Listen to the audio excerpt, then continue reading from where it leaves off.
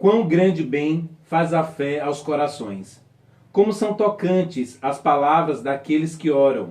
Prece, orvalho divino que aplaca as paixões, bálsamo eterno daqueles que choram. Nesse instante, vossas almas se desprendem, viajando por diversos mundos etéreos. No recolhimento e na solidão, estais com Deus, e para vós já não há mais nenhum mistério. Olá, seres de luz e arte, sejam bem-vindos ao Cafofo do Leco.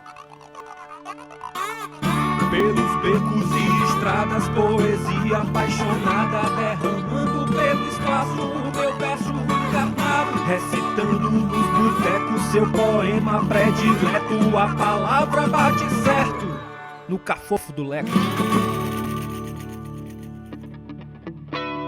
Oi, eu sou Léo Dias, o PhD, poeta com paixão, humano e em desenvolvimento. No aconchego de hoje, eu recebo um taurino extremamente leve e o mais gostoso é que as palavras dele nos acalantam. Ele é daqui da cidade de Caldas de Cipó, no interior da Bahia, o nosso sertão, o nosso semiárido. As palavras dele fazem com que possa reverberar entre quatro cantos desse mundo com a prece que a gente tem para orar, a poesia. Com vocês, Lenivaldo Gonzaga Reis. Vem pra cá. No silêncio da minha alma ouço vozes surreais, falando-me de um tempo outrora esquecido, e retorno a viver fatos quase soterrados, memórias que julgava para sempre haver perdido. E me vejo mineral ensaiando existir, habitando inerte o solo, um pedaço de granito, consciência que dormita entre átomos singelos, sonhando em um dia alcançar o infinito. E me vejo mineral ensaiando o existir. Profundo, interessante. Obrigado por estar aqui. É um prazer enorme. Mas o nome desse poema? No silêncio da minha alma. E ele está em seu livro, não é isso mesmo? Isso, no livro Cartas ao Silêncio. Esse livro, ele foi escrito em qual período da sua vida?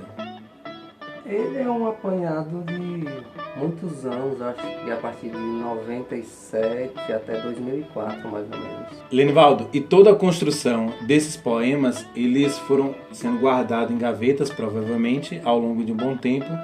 E aí a pergunta é, quando que você resolveu juntar tudo isso, abrir a gaveta e colocar para o mundo todas essas palavras em rima e prosa? Então, eu comecei a escrever poesia, na verdade eu escrevia na intenção de fazer música. Eram letras de música. Escrevia uma, guardava numa gaveta e assim foram acumulando vários e vários.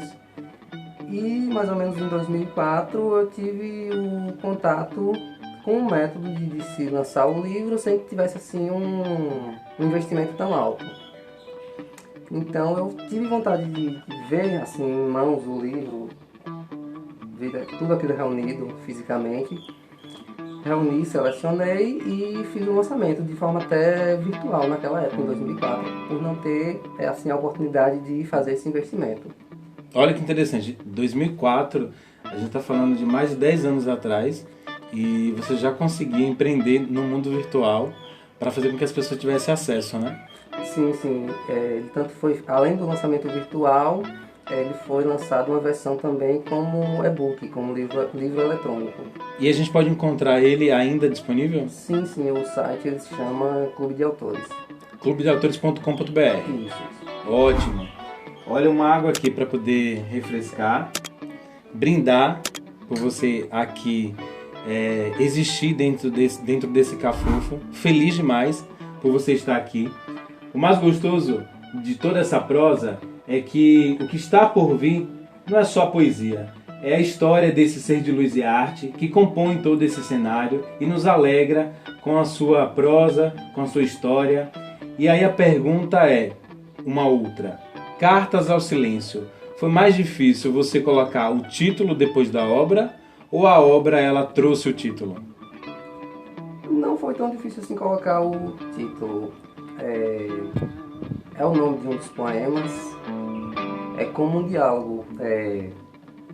No poema eu falo que eu estava sozinho e ali lutando contra a solidão resolvi passar o tempo escrevendo cartas. E aí eu falo que escrevo a esse amigo, escrevo cartas ao silêncio. E o poema ele acaba tendo um desfecho, o tempo passa, o sono chega e foi uma forma de se encontrar uma companhia. Então eu achei interessante esse título, Cartas ao Silêncio, desse poema, e resolvi colocar como título do livro porque assim, a gente pode imaginar que eu não escrevo poesias. Cada um, na verdade, desses escritos é uma carta que eu escrevo ao silêncio. E o curioso é que Cartas ao Silêncio dá a sensação de leveza em relação ao título e às poesias.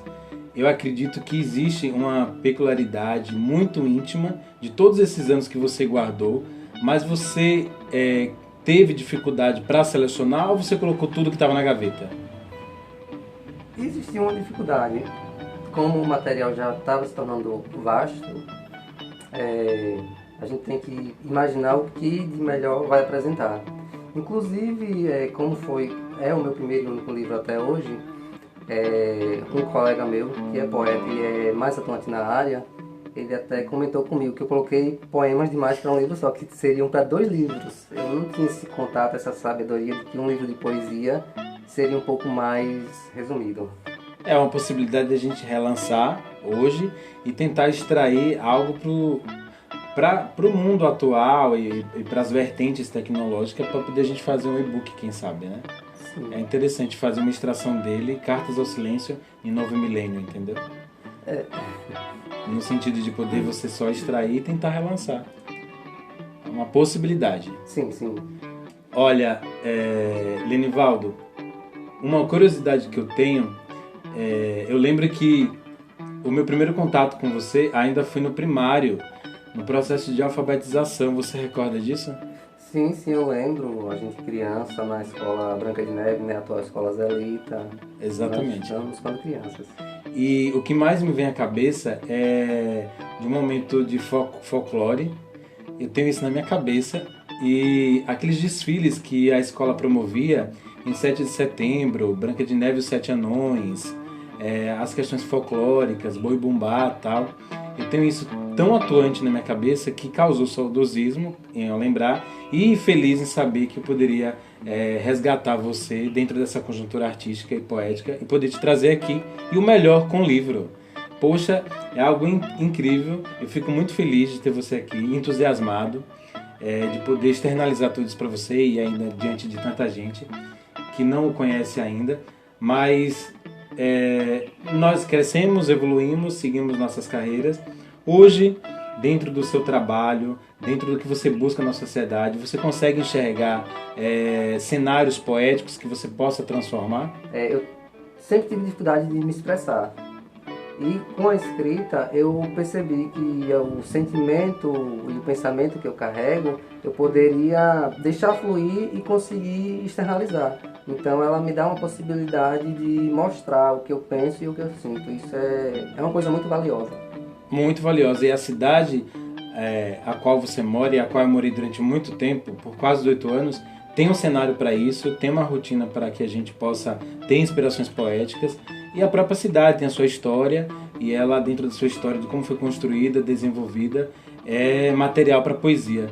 Mas vocês, hoje, depois de tantos anos, e depois do livro ser lançado há tantos anos, você percebe que há espaços ainda para que a poesia permeie no sentido consumidor? Eu enxergo muita dificuldade em si produzir cultura, principalmente numa cidade do interior.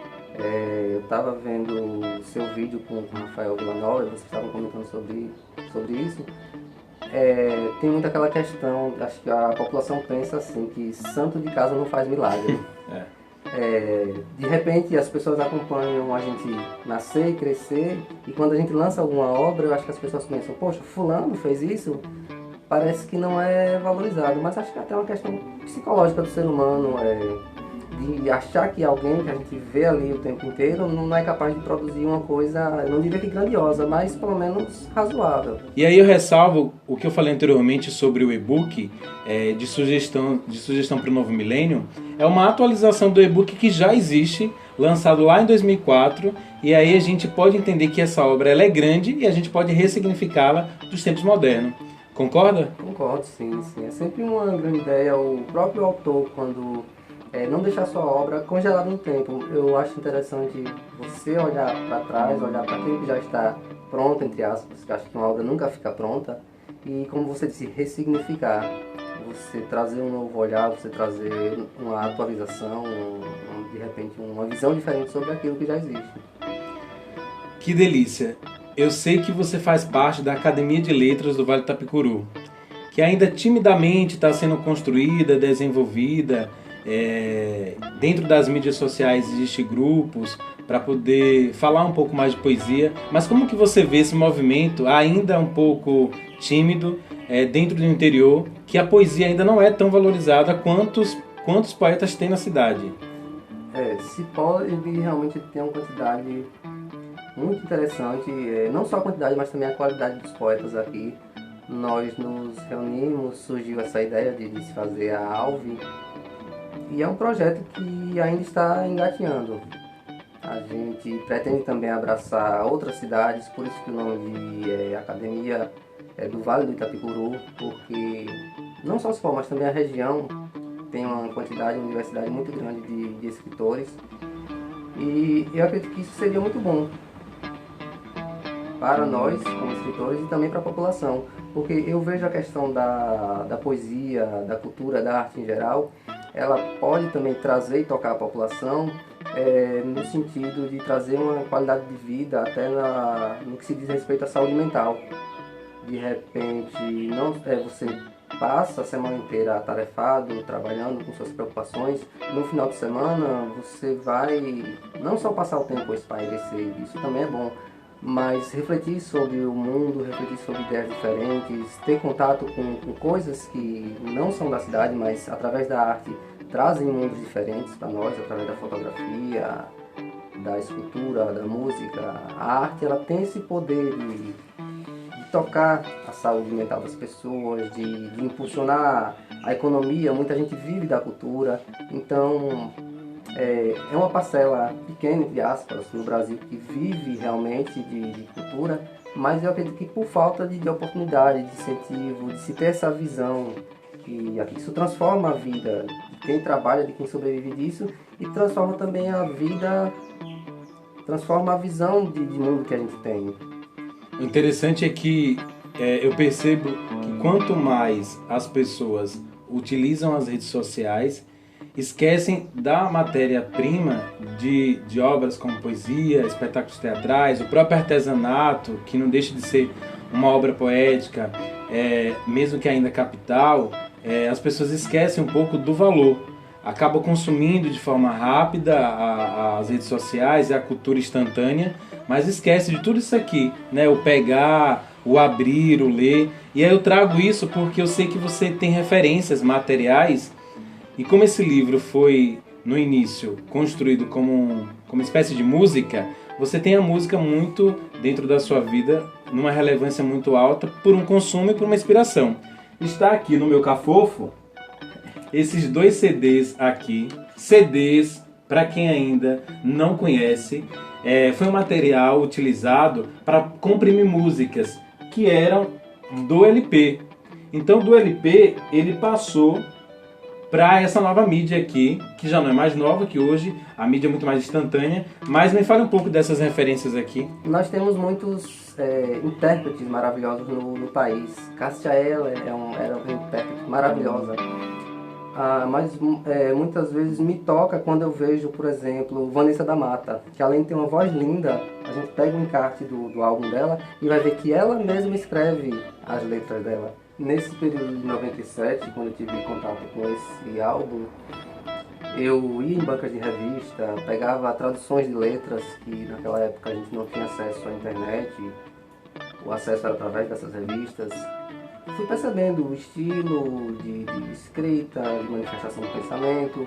Isso me impulsionou a escrever. Peguei papel e disse, não, também sou capaz de fazer alguma coisa.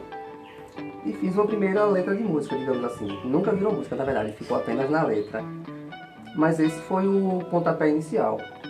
Alguns anos depois, mais ou menos entre 99 a 2001, acredito, eu tive contato com os Engenheiros do Havaí, que é uma banda de rock nacional. Aqui o álbum deles é Os Que Eu Digo Não Sou Ninguém. pelo conjunto da obra, as letras aqui são maravilhosas, se tornou minha banda preferida. Eu comecei a exercitar ainda mais a escrita. Eu pegava uma letra deles, tentava usar aquilo como base, exercitava o pensamento e fui escrevendo e fui desenvolvendo um pouco depois o meu estilo, coisas da doutrina espírita, coisas que eu fui conhecendo, tudo isso foi influenciando meu pensamento e acabou dando origem a essa obra. Cartas ao Silêncio tem muito da religião que você segue hoje, da filosofia kardecista, das práticas kardecistas? Tem, eu não diria que assim, não chega a ser metade da obra, mas acho que uns 20% do que eu escrevo aqui é baseado na doutrina espírita, como o poema, a prece, as visões que a doutrina traz sobre a criação do espírito e a evolução, como no silêncio da minha alma. Então isso influencia muito também a minha escrita. Olha que interessante. Música, poesia, e o mais interessante é que de tudo isso que compõe todo esse aconchego de hoje, temos uma referência em comum, que é um poeta que gosto muito particularmente, que é Olavo Bilac, um poeta parnasiano, tem uma obra extensa, fez parte de uma conjuntura política incrível nas suas construções e também educacional. Muita gente estuda ele no ensino fundamental e no ensino médio, e o que a gente tem em comum, além do gostar dele, é o gostar da poesia dele. O curioso de Bilac, e aqui eu vou chamar de Bill, afinal de contas, estamos no aconchego, é que em 1880 foi quando começou o parnasianismo, e ele não foi um dos primeiros precursores dentro da escola poética. Ele só foi reconhecido em 1888, quando ele lançou Poesias, ou As Poesias. De qualquer maneira, eu vou deixar a descrição aqui no vídeo deste poema específico, que foi quando Bill ele foi caracterizado um poeta parnasiano. Mas voltando aqui ao poema que você mencionou sobre a língua portuguesa, ele é mais ou menos assim. Língua portuguesa é o título do poema. Última flor do lácio, inculta e bela, és há um tempo esplendor e sepultura, ouro nativo que na ganga impura a bruta mina entre os cascalhos vela. Amo-te assim, desconhecida e obscura, tuba de alto, clangor, lia singela, que tens o tron e o silvio da procela, e o arrolo da saudade e da ternura. Amo o teu viço agreste e o teu aroma, de virgens selvas e de oceanos largos. Amo-te, ó rude e doloroso idioma, em que da voz materna ouvi meu filho, e em que Camões chorou no exílio amargo, o gênio sem ventura e o amor sem brilho. 1919. A língua portuguesa não é fácil, viu? E aí eu pergunto, a língua portuguesa não é fácil. Foi fácil você criar mecanismo dentro do seu poema para uma rima ou para a estrutura poética dentro do Cartas ao Silêncio? É uma dificuldade mesmo, você lapidar, não diria que lapidar, diria que trabalhar com a língua portuguesa, mas eu acho que essa dificuldade que traz a beleza, a sonoridade da nossa língua é incomparável. O soneto é uma coisa muito linda. De fato, é muito linda e toca a gente de uma maneira que, quando a gente consegue entender que aquela conjunção de 2 quartetos e 2 tercetos, as palavras rimam no final, a compreensão ela chega mais leve e faz com que a gente entenda que poesia é arte, poesia é cura e ela salva. Sim, a poesia ela cura, como no poema recitado, a prece. Não só a prece é um bálsamo, a poesia, a arte, ela é um bálsamo, que ela banha o ser humano, ela banha a nossa alma e nos eleva a outros mundos. Pois é, e nesse elevar, nesse bálsamo que o aconchego do Cafofo do Leco fez hoje, foi trazer a história de Lenivaldo e a sua poesia Cartas ao Silêncio. Aqui está, vou deixar o link e a descrição para você comprar, você ler, você se aconchegar nesta literatura gostosa. é que a gente chega ao fim deste aconchego. Eu quero agradecer ao Lenivaldo, muito obrigado.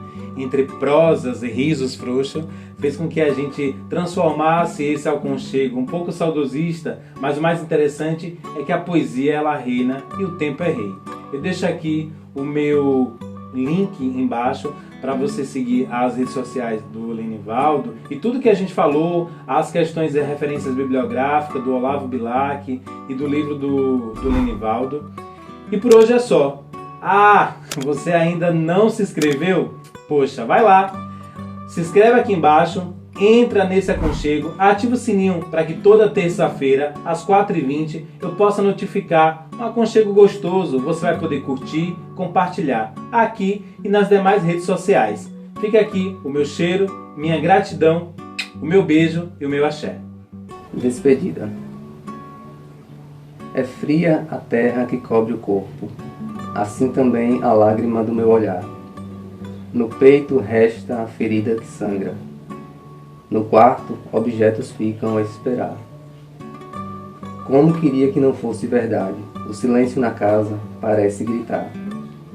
Aguardo alguém me dizer que foi sonho, aguardo tua voz novamente a cantar. Sei que o tempo traz também o consolo, alivia a dor e cala o choro, tornando a saudade fardo mais leve. Sei que a vida me pede que eu siga, provando que não existe despedida, se, ao invés de adeus, eu disser até breve.